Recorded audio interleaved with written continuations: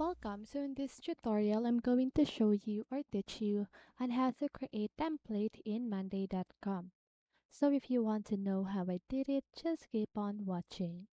So first of all, what you need to do is to open your browser, search for monday.com, and sign in your account.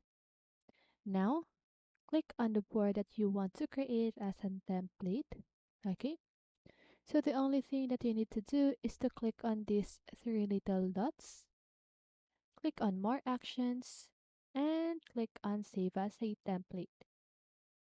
Now click on Save as Template. So now as you can see, board saved as a template. Okay, so now if you want to use that template, what you need to do is to click on this plus sign right here and click on Choose from Templates. Now, templates created in your account section, click on that one, and here as you can see, this is the template that I've saved earlier. Okay, and that is how you create template in monday.com. So I hope this video helped you, and if it did, make sure to like, subscribe, and hit the bell notification so you won't miss a video. See you on the next one, and have a great day.